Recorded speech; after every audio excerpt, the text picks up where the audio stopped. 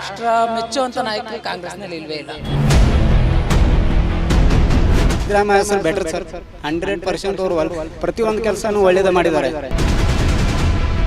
50 ರೂಪಾಯಿ ಊಟ ತಿಂದೆ, 5 ರೂಪಾಯಿ ಟ್ಯಾಕ್ಸ್ ಅಂತ ಆಗ್ತದೆ ಬಿಲ್ಗೆ. ಬೆಸ್ಟ್ ಪ್ರಧಾನಮಂತ್ರಿ ಅಂದರೆ ಮೋದಿ.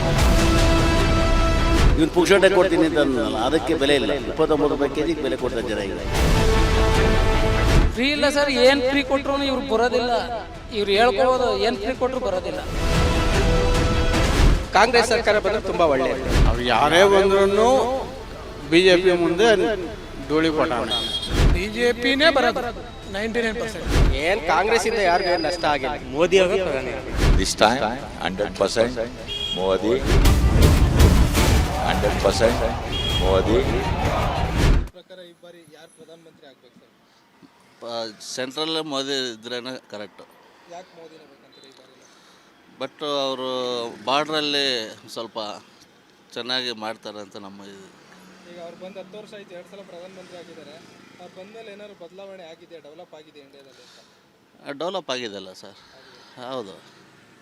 ಬಟ್ ನಮ್ಮ ಬೇರೆ ಸ್ಟೇಟಲ್ಲಿ ಬೇರೆ ಇದ್ರ ಇರಬೇಕು, ಸೆಂಟ್ರಲ್ ಮಾತ್ರ ಅವರೇ ಇರಬೇಕು. ಬೇರೆ ಇನ್ನೂ ಭಾಳಷ್ಟು ಜನ ಇದ್ದಾರೆ, ರಾಹುಲ್ ಗಾಂಧಿ, ಮಮತಾ ಬ್ಯಾನರ್ಜಿ, ಮಲ್ಲಿಕಾರ್ಜುನ್ ಖರ್ಗೆ ಅವರು. ಅವರೆಲ್ಲ ಒಂದೇ ಸರ್ಕಾರ ಬಿಟ್ಟರೆ ಪೈಫಾಟ್ ಇರಲ್ಲ.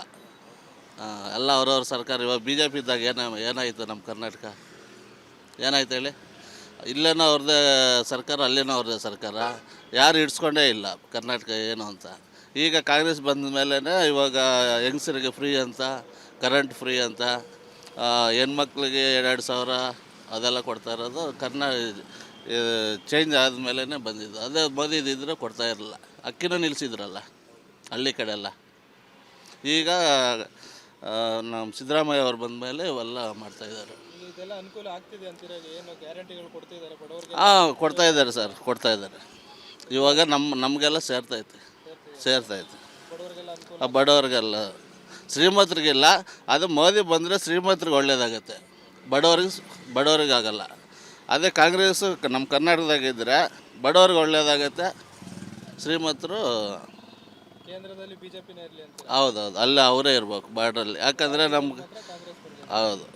ಸರ್, ಈ ಬಾರಿ ನಿಮ್ಮ ಪ್ರಕಾರ ಕೇಂದ್ರದಲ್ಲಿ ಯಾವ ಸರ್ಕಾರ ಅಧಿಕಾರಕ್ಕೆ ಬಂದರೆ ಉತ್ತಮ ಅನಿಸುತ್ತೆ ಸರ್? ಸರ್ ಕಾಂಗ್ರೆಸ್ ಸರ್ಕಾರ ಬೆಟರ್ ಸರ್. ಯಾಕೆ ಸರ್ ಕಾಂಗ್ರೆಸ್? ಸರ್ ಅದರಲ್ಲಿ ಬಡವರಿಗೆ ಎಲ್ಲ ಅನುಕೂಲ ಆಗುತ್ತೆ. ಹೌದಾ, ಬಸ್ ಫ್ರೀ ಮಾಡಿಕೊಟ್ಟಿದ್ದಾರೆ, ಉಚಿತ ಹಣ ಭಾಗ್ಯ ಕೊಟ್ಟಿದ್ದಾರೆ.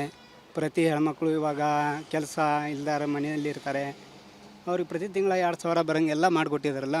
ಅದೇ ಕಾಂಗ್ರೆಸ್ ಸರ್ಕಾರ ಬೆಟ್ರು ಸರ್. ಇವಾಗೆಲ್ಲ ಅದು GST ಅದು ಇದು ಎಲ್ಲ ನನ್ನ ಲೆಕ್ಕದ ಪ್ರಕಾರ ಕಾಂಗ್ರೆಸ್ ಬೆಟ್ರು. ಗ್ಯಾರಂಟಿಗಳು ಕೊಟ್ಟಿದ್ದಾರೆ, ಇದೆಲ್ಲ ಬಡವರಿಗೆ ಅನುಕೂಲ ಆಗುವಂಥದ್ದು ಎಲ್ಲ ಬಡವ್ರಿಗೆ ತಲುಪ್ತಿದೆ ಸರ್. ಸುತ್ತು ಹಳ್ಳಿಯಲ್ಲಿ ಏನಿದೆ ಗೊತ್ತಾ, ಇವಾಗ ಕಾಂಗ್ರೆಸ್ ಸರ್ಕಾರನೇ ಬೆಟ್ರ್ ಅನ್ನಿಸ್ತಾ ಇದೆ ಎಲ್ಲರಿಗೂ. ಹೌದಾ, ಆ ಲಾಕ್ಡೌನಲ್ಲಿ ಏನು ಮಾಡಿದ್ರು ಎಲ್ಲ ಅವಾಗ ಯಾರಾದರೂ ವಿಚಾರಿಸಿದ್ರ? ಹಳ್ಳಿ ಬಂದು ಯಾರೂ ವಿಚಾರಿಸಲಿಲ್ಲ. 3-4 ತಿಳ್ಕೊಂಬಂದು ಮಾಡಿ ಎಲ್ಲ ಬಡವರು ಸರ್. ಇವಾಗ ಬೆಂಗಳೂರಲ್ಲಿ ಇರ್ತೀವಿ ಅಂದರೆ ಮನೆ ಬಾಡಿಗೆ ಫೀಸು ಎಲ್ಲ ಕಟ್ಟಬೇಕಲ್ವ? ಹೌದಲ್ಲ, ಪ್ರತಿಯೊಂದಕ್ಕೂ ಕಾಂಗ್ರೆಸ್ ಏನಿದೆ ಅಲ್ಲ ಅದರಲ್ಲಿ ಮಾತ್ರ ಸಿದ್ದರಾಮಯ್ಯ ಸರ್ ಬೆಟರ್ ಸರ್. 100% ಅವರು ಪ್ರತಿಯೊಂದು ಕೆಲಸನೂ ಒಳ್ಳೇದು ಮಾಡಿದ್ದಾರೆ. ಇಷ್ಟು ಹೇಳಬಲ್ಲೆ ಸರ್ ನಾನು. ಇನ್ನು ದೇಶದಲ್ಲಿ ಕೇಂದ್ರದಲ್ಲಿ ಪ್ರಧಾನಮಂತ್ರಿ ಅವರು ಮೋದಿ ಅವರು ಇದ್ದಾರೆ. ಅವರು ಬಂದು 10 ವರ್ಷ ಆಯ್ತು, ಏನಾದರೂ ಡೆವಲಪ್ ಮಾಡಿದ್ದಾರೆ ಇಂಡಿಯಾದಲ್ಲಿ? ಸರ್ ಡೆವಲಪ್ ಮಾಡಿದೆ, ಬಟ್ ಇಲ್ಲಿ ಜನಕ್ಕೆ ಗೊತ್ತಾಗ್ತಲ್ಲ ಏನು ಡೆವಲಪ್ಮೆಂಟ್ ಅಂದರು ಸರ್.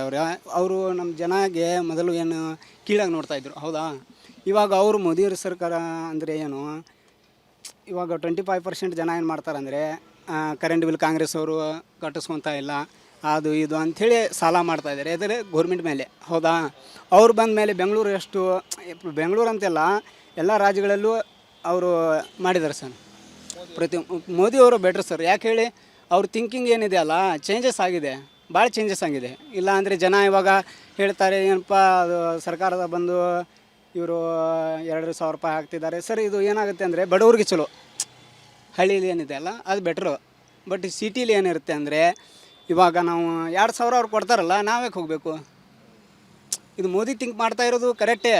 ಬಟ್ ಇವಾಗ ಅವ್ರೇನಂತಾರೆ 2,000 ನಮ್ಗೆ ಹಾಕ್ತಾರಲ್ಲ, ಉಚಿತ ಹಣ ಇದೆ, ನಾವೇ ಕೆಲಸಕ್ಕೆ ಹೋಗಬೇಕು ಅಂದರೆ ಕೀಳಾಗಿ ನೋಡಬಾರ್ದು ಅಂತ ಹೇಳಿ ಮೋದಿಯವರು ಮಾಡ್ತಾಯಿದ್ದಾರೆ.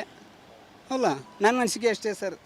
ಕಾಂಗ್ರೆಸ್ದಲ್ಲಿ ಮಾತ್ರ ನಮ್ಮದು ಸಿದ್ದರಾಮಯ್ಯನೇ ಸರ್ ಎಲ್ಲಿ ಹೋದ್ರು. ಈ ಬಾರಿನೂ ದೇಶದಲ್ಲಿ ಮೋದಿ ಅವರೇ ಪ್ರಧಾನಮಂತ್ರಿ ಆಗ್ತಾರೆ, ಅವ್ರ ಸರ್ಕಾರ ಅಧಿಕಾರಕ್ಕೆ ಬರುತ್ತಾ ಅಂತ? ಸರ್ ಮೋದಿ ಅವರೇ ಆದರೆ ಬೆಟರ್ ಅನ್ನಿಸುತ್ತೆ. ಇವಾಗ ಭಾಳ ಚೇಂಜಸ್ ಆಗಿದೆ, ಎಲ್ಲ ರೀತಿಯಲ್ಲಿ ನೋಡಿದರೂ ಭಾಳ ಚೇಂಜಸ್ ಆಗಿದೆ. ಬಟ್ ಅವರು ಬರ್ಬೇಕು ಸರ್, ಏನೇ ಆಗಲಿ ಮೋದಿ ಸರ್ಕಾರನೇ ಆಗಬೇಕು ಈ ಬಾರಿನೂ. ನಾವು ಅವ್ರಿಗೆ ಹಾಕೋದು ಎಲ್ಲ ಮಂದಿ ಏನಿದೆ ಅಲ್ಲ MP ಎಲೆಕ್ಷನ್ ಏನಿದೆಲ್ಲ ಸಿದ್ದರಾಮಯ್ಯಂದು ಶ್ರೇಷ್ಠ ಸರ್. ಸರ್, ಈ ಬಾರಿ 2024 MP ಎಲೆಕ್ಷನಲ್ಲಿ ಕೇಂದ್ರದಲ್ಲಿ ಯಾವ ಸರ್ಕಾರ ಅಧಿಕಾರಕ್ಕೆ ಬರಬೇಕು, ಯಾರು ಪ್ರಧಾನಮಂತ್ರಿ ಆಗಬೇಕು ಸರ್ ನಿಮ್ಮ ಪ್ರಕಾರ? ಮೋದಿಯವರೇ ಪ್ರಧಾನಿ ಆಗ್ಬೇಕು ಸರ್. ಯಾಕೆ ಸರ್ ಮೋದಿ ಅವರು ಅಂತೀರಾ? ಯಾಕೆ ಅಂದರೆ ನಮ್ಮ ದೇಶ ಎಲ್ಲ ಕಡೆ ಗುರುತಿಸುವಂತೆ ಮಾಡೋರೆ, ಒಳ್ಳೆ ಕೆಲಸ ಮಾಡ್ತಿದ್ದಾರೆ, ಅವರೇ ಪ್ರಧಾನಿ ಆಗಲಿ ಅಂತ ನಾವು ಇಷ್ಟಪಡ್ತೀವಿ. ಇದರಿಂದ ಕಾಂಗ್ರೆಸ್ ಸರ್ಕಾರ ಇರುವಾಗ ಈ ಥರ ಮಾಡಿರಲಿಲ್ವ ಹಂಗಾದ್ರೆ? ಕಾಂಗ್ರೆಸ್ನಲ್ಲಿ ಹಿರಿಯರು ಮಾಡಿದ್ದಾರೆ, ಈಗ ಅಂಥ ನಾಯಕತ್ವ ಇಲ್ಲವೇ ಇಲ್ಲ. 0% ಅಂತ ಹೇಳ್ಬೋದು ಅವ್ರಿಗೆ. ಅಂಥ ರಾಷ್ಟ್ರ ಮೆಚ್ಚುವಂಥ ನಾಯಕರು ಕಾಂಗ್ರೆಸ್ನಲ್ಲಿ ಇಲ್ಲವೇ ಇಲ್ಲ. ರಾಹುಲ್ ಗಾಂಧಿ ಇದ್ದಾರೆ, ಮಲ್ಲಿಕಾರ್ಜುನ್ ಖರ್ಗೆ, ಮಮತಾ ಬ್ಯಾನರ್ಜಿ, ಅವರೆಲ್ಲ ಒಂದೊಂದು ರಾಜ್ಯ ಆಳಲಿಕ್ಕೆ ಲಾಯಕ್. ಅವರು ಒಂದು ರಾಜ್ಯ ಆಳೋದಕ್ಕೂ ಒಬ್ಬ ಲಾಯಕ್ಕಿಲ್ಲ. ರಾಹುಲ್ ಗಾಂಧಿ ಅಂತೂ ಏನಕ್ಕೂ ಬೇಡ, ಏನಿದ್ರು ಆಳಿದ್ರೆ ಮೋದಿಯವರೇ ಬೆಸ್ಟ್ ಪ್ರಧಾನಮಂತ್ರಿ ಅಂದರೆ ಮೋದಿ. ಈಗ 10 ವರ್ಷ ಆಯ್ತು ಅವರು 2 ಸಲ ಪ್ರಧಾನಮಂತ್ರಿ ಆಗಿದ್ದಾರೆ. ಅವರು 10 ವರ್ಷದಲ್ಲಿ ಡೆವಲಪ್ ಆಗಿದ್ದೀರಾ, ಬದಲಾವಣೆಗಳು ತಂದಿದ್ದೀರಾ ದೇಶದಲ್ಲಿ ಅಂತ? ಹೌದು, ಮಾಡಿದ್ದಾರೆ. ಭಾಳ ಕ್ರಾಂತಿಕಾರಿಯಾಗಿರುವಂಥ ನಡೆನೇ ಅವ್ರು ಇಡ್ತಾ ಇರೋದು. ಇವು ಕೆಲವರು ಹೇಳ್ಬೋದು, ಕಾಂಗ್ರೆಸ್ನವರು ಅವರು ಬೇರೆಯವರೆಲ್ಲ ಹೇಳ್ಬೋದು ಹಂಗೆ ಹಿಂಗೆ ಅವ್ರು ಏನು ಮಾಡಿದ್ದಾರೆ ಹಂಗೆ. ಅವ್ರು ಮಾಡಿರೋವೆಲ್ಲ ಕ್ರಾಂತಿಕಾರಿಯಾಗೇ ಮಾಡಿದ್ದಾರೆ, ಯಾವ್ದು ಮಾಡಿಲ್ಲ. ಈ ಕಾಂಗ್ರೆಸ್ನವ್ರು ಇದ್ದಾಗ ಹೆಂಗಿತ್ತು, ಇವಾಗ ಹೆಂಗಿದೆ, ನಮ್ಮ ದೇಶ ಯಾವ ಥರ ಗುರುತಿಸ್ತಿದ್ದಾರೆ. ನಾವೊಂದು ಬೇರೆ ದೇಶದಲ್ಲೆಲ್ಲ ಒಬ್ಬ ಪ್ರಧಾನಿಯನ್ನು ಇವತ್ತು ನೋಡ್ತಿರೋ ರೀತಿಯೇ ಬೇರೆಯಾಗಿದೆ. ನಮ್ಮ ಭಾರತದ ಪ್ರಧಾನಿ ಅಂದರೆ ಅಲ್ಲಿ ಕೊಡೋ ಗೌರವನೇ ಬೇರೆ ಥರ. ಅಷ್ಟೇ ಸಾಕು ನಮಗೆ. ನಮ್ಮ ದೇಶದ ಡೆವಲಪ್ಮೆಂಟ್ನ ನೋಡ್ತಿದೆ, ಇಡೀ ಪ್ರಪಂಚ ನೋಡೋ ಥರ ಒಂದು ಗುರ್ತಿಸೋ ಥರ ಒಳ್ಳೆ ಪ್ರಧಾನಿ ನಮ್ಗೆ ಸಿಕ್ಕಿದ್ದಾರೆ. ಅವರೇ ಇನ್ನೊಂದು 5 ವರ್ಷ ಇಲ್ಲ ಅಂದರೆ ಇನ್ನೂ ಒಂದು 10-15 ವರ್ಷನೇ ಅವರೇ ಇರಲಿ, ಪರವಾಗಿಲ್ಲ. ರಾಜ್ಯದ ವಿಷಯಕ್ಕೆ ಬಂದರೆ ಇಲ್ಲೊಂದು 5 ಗ್ಯಾರಂಟಿಗಳನ್ನ ಕೊಟ್ಟಿದ್ರು ಕಾಂಗ್ರೆಸ್ ಸರ್ಕಾರದವರು.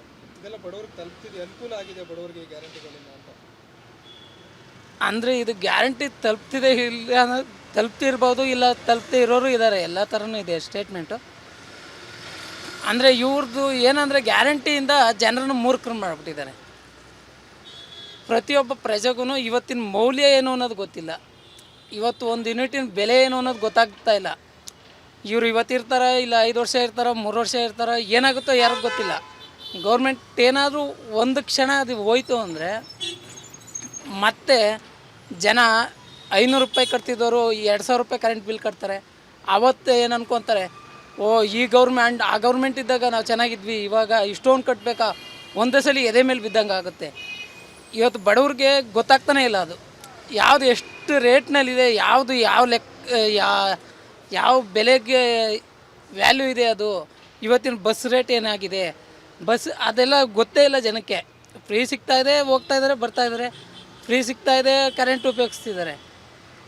ಇವ್ರು ಅಕಸ್ಮಾತ್ ಇಲ್ಲ ಅಂದರೆ ಇವರು ಶಾಶ್ವತವಾದ ಪರಿಹಾರ ಅಲ್ಲ. ಇದು ಶಾಶ್ವತವಾದ ಪರಿಹಾರ ಆದರೂ ಕೊಡಲಿ, ಸಂತೋಷ. ಲೈಫ್ ಟೈಮ್ ನಾವು ಕೊಡ್ತೀವಿ ಇದನ್ನು ಅಂತ ಒಪ್ಕೊಳ್ಳಿ. ಇಲ್ಲ ಈಗ MP ಎಲೆಕ್ಷನ್ ಬರ್ತಿದೆ ಅಂತ ನೀವು ಹೇಳಿದ್ರಿ, MP ಎಲೆಕ್ಷನ್ ಲೆಕ್ಕದಲ್ಲೇ ಹೇಳ್ಬಿಡ್ಲಿ, ಇಡೀ ದೇಶದಲ್ಲಿ ಎಲ್ಲಿ ಬೇಕಾದ್ರೂ ಓಡಾಡಿ ಫ್ರೀ ಬಸ್, ಗೌರ್ಮೆಂಟ್ ಟ್ಯಾಕ್ಸಿ ಆಗಲಿ, ಈಗ ರೈಲ್ವೆನೂ ಬಿಟ್ಬಿಡ್ಲಿ ಫ್ರೀ ಅಂತ. ಸೆಂಟ್ರಲ್ಗೆ ನಾವು ಬಂದರೆ ಎಲ್ಲ ಫ್ರೀ ಹೇಳ್ಬಿಡ್ಲಿ. ಅವ್ರಿಗೆ ಅಷ್ಟು ಜನದ ಮೇಲೆ ಅಭಿಮಾನ ಇದೆ, ಬಡವ್ರ ಮೇಲೆ ಅಭಿಮಾನ. ಬಡವ್ರನ್ನ ಬಡವರಾಗಿ ಇಡೋದಕ್ಕೆ ನೋಡಬಾರ್ದು, ಸ್ವಾಭಿಮಾನಿಗಳಾಗಿ ಬದುಕೋದಕ್ಕೆ ಜನರನ್ನು ದುಡ್ದು ತಿನ್ನೋರಿಗೆ ಕೆಲಸ ಕೊಡಬೇಕು, ದುಡ್ಡು ತಿನ್ನೋದಕ್ಕೆ ಅವಕಾಶ ಕೊಡಬೇಕು. ಈ ಥರ ಎಲ್ಲ ಸುಮ್ಮನೆ ಸೋಂಬೇರಿಗಳು ಮಾಡೋದಕ್ಕಿಂತ ದುಡ್ಡು ತಿನ್ನೋ ಥರ ಕೆಲಸ ಕೊಡಲಿ ಜನಕ್ಕೆ. ಈಗ ದೇಶದಲ್ಲೂ ಇದೇ ಥರ ಫ್ರೀ ಗ್ಯಾರಂಟಿಗಳನ್ನ ಕೊಟ್ಟರೆ ಕೇಂದ್ರದಲ್ಲಿ ಸರ್ಕಾರ ಕಾಂಗ್ರೆಸ್ ಅಧಿಕಾರಕ್ಕೆ ಬಂದ್ಬಿಡುತ್ತೆ ಅಂತ? ಫ್ರೀ ಇಲ್ಲ ಸರ್, ಏನು ಫ್ರೀ ಕೊಟ್ಟರು ಇವ್ರು ಬರೋದಿಲ್ಲ. ಇವ್ರು ಹೇಳ್ಕೊಬೋದು, ಏನು ಫ್ರೀ ಕೊಟ್ಟರು ಬರೋದಿಲ್ಲ. ಕೇಂದ್ರದಲ್ಲಿ ಮೋದಿಯವರೇ ಬರೋದು, 100% 200% ಮೋದಿಯವರೇ ಬರ್ತಾರೆ. ಅಂಥವರೇ ಬೇಕು. ಯಾಕೆಂದರೆ ಸ್ವಾಭಿಮಾನಿಯಾಗಿ ಇವತ್ತು 100 ರೂಪಾಯಿ ದುಡಿದ್ರೆ ಸ್ವಾಭಿಮಾನಿಯಾಗಿ ದುಡಿದು ಬದುಕು ಅಂತ ಕಲಿಸ್ತಿರೋರು ಮೋದಿ. GST ತಂದಿರ್ಬೋದು, ಏನೇ ಮಾಡಿರ್ಬೋದು, ಅವ್ರು ಎಷ್ಟೆಲ್ಲ ತಂದಿದ್ದಾರೆ. ಇವತ್ತು ತಲಾಕ್ನ ತೆಗಿಯೋವಂಥ ಇಲ್ಲ, 347 ಅದು ಯಾವುದು ಹೇಳಿದ್ರಲ್ವ, ಅಂಥವನ್ನೆಲ್ಲ ಮಾಡಬೇಕಾದ್ರೆ ಗಂಡದೇ ಬೇಕು. ಅವಕ್ಕೆಲ್ಲ ಸುಮ್ಮನೆ ಇವರೆಲ್ಲ ಈ ಥರ ಎಲ್ಲ. ಈಗ ಮಹಿಳೆಯರಿಗೆ ಮೀಸಲಾತಿ ತಂದರು, ಅದೆಲ್ಲ ಇವ್ರಿಗೆ ದೇವೇಗೌಡರು ಅವಾಗ ಮಾಡಿದಂಥದ್ದು. ತರಬೇಕು ಅಂತ ಹೋಗಿದ್ನ ಮೈತ್ರಿ ಗೌರ್ಮೆಂಟ್ ಇದ್ದಾಗ ಮಾಡಬೇಕು ಅಂದರೆ ಆವಾಗಲೇ ಮಾಡಬೇಕಿದ್ದಿತ್ತು ಅದನ್ನು ಅಲ್ವಾ ಸರ್? ಮಾಡಬೇಕು ಅನ್ನೋದಿದ್ದರೆ ಮಹಿಳೆಯರಿಗೆ ನಾವು ಒಂದು ಹಕ್ಕನ್ನ ಕೊಡಬೇಕು ಅನ್ನೋದಿದ್ರೆ ಅವಾಗ ಮಾಡ್ಬೋದಿತ್ತು, ಅವರು ಈಸಿಯಾಗಿ ಮಾಡ್ಬೋದಿತ್ತು. ಮೈತ್ರಿ ಆಗಲಿ ಏನೇ ಆಗಲಿ ನಾವೆಲ್ಲರೂ ಈಗ ಎಲ್ಲ ನಾವು ಜಾತ್ಯತೀತ ಅಂದ್ಕೊತಾರೆ, ಅವರೆಲ್ಲರೂ ಇದ್ದರು ಅವಾಗ. ಮಹಿಳೆಯರಿಗೆ ಮೀಸಲಾತಿ ಅಂತ ಬಂದಾಗ ಅವರೆಲ್ಲರೂ ಇದ್ದರು ಅದರೊಳಗಡೆ. ಆದರೆ ಆ ವಿಷಯ ಬರ್ತಿದ್ದಂಗೆ ಗೌರ್ಮೆಂಟ್ನೇ ಕೊಲಾಪ್ಸ್ ಮಾಡಿಕೊಂಡ್ರು. ಇವತ್ತು ಅಂಥದನ್ನು ತೊಗೊಂಬಂದರು. ಶ್ರೀರಾಮ ಮಂದಿರ ಆಗ್ತಾಯಿತ್ತ ಸರ್? ಇನ್ನು 50 ವರ್ಷ ಹೋದರೂ ಆಗ್ತಾ ಇರಲಿಲ್ಲ. ಇಷ್ಟು ಸ್ಪೀಡು ಅವ್ರು ತೊಗೊಂಡಿರೋವಂಥ ಸ್ಪೀಡು, ಅದು ರಾಜಕೀಯ ಅಂತ ಇವ್ರು ಹೇಳ್ಬೋದು. ಇವರೆಲ್ಲೂ ಹೇಳ್ಕೊಂಡೇ ಇಲ್ಲ, ನಾವು ರಾಮ ಮಂದಿರ ಕಟ್ತೀವಿ ಅಂತ ಹೇಳ್ಕೊಂಡಿಲ್ಲ. ಏನು ಮಾಡಿರ್ಬೋದು, ರಾಜೀವ್ ಗಾಂಧಿ ದೇವಸ್ಥಾನ ಓಪನ್ ಮಾಡಿದ ಪೂಜೆ ಮಾಡೋಕ್ಕೆ ಅವಕಾಶ ಮಾಡಿಕೊಟ್ರು, ಮಾಡಿರ್ಬೋದು. ಆದರೆ ನಾವು ಹಿಂಗೆ ಬಂದರೆ ನಾವು ಹಿಂಗೆ ಮಾಡೇ ತೀರ್ತೀವಿ ಅಂತ ಒಂದು ಗಂಡದೆಯಿಂದ ಹೇಳಿ ಅದನ್ನು ಸಕ್ಸಸ್ಫುಲ್ ಮಾಡ್ಕೊಂಡವ್ರಲ್ಲ, ಅದಕ್ಕೆ ಅವ್ರಿಗೊಂದು ಹ್ಯಾಂಡ್ಸ್ ಅಪ್ ಹೇಳ್ತೀವಿ ಮೋದಿ ಅವ್ರಿಗೆ. ಕೇಂದ್ರದಲ್ಲಿ ಈ ಬಾರಿ ಮೋದಿ ಅವರೇ ಅಧಿಕಾರಕ್ಕೆ ಬರ್ತಾರೆ ಅಂತೀರಾ? ಈ ಬರೆಯಲ್ಲ, ಇನ್ನೂ ಒಂದು ಅವ್ರು ಇರೋವರೆಗೂ ಅವರೇ ಬರಲಿ ಅಂತ ಹೇಳ್ತೀವಿ. ಸ್ವಾದಿಷ್ಟತೆಯ ಸ್ವಾದ, ತಾಜಾತನದ ಆಹ್ಲಾದ, ಉತ್ತಮ ಆರೋಗ್ಯ ಮತ್ತು ಹೆಚ್ಚಿನ ರೋಗ ನಿರೋಧಕ ಶಕ್ತಿಯ ವೃದ್ಧಿಗೆ ಈಗ ನಿಮಗೆ ಸಿಗುತ್ತಿದೆ ಉತ್ತಮ ಗುಣಮಟ್ಟದ ಪೌಷ್ಟಿಕಾಂಶ. Shri Vaidik millet health mix, ಇದು ಸಿರಿಧಾನ್ಯಗಳ ಸಂಪತ್ತು.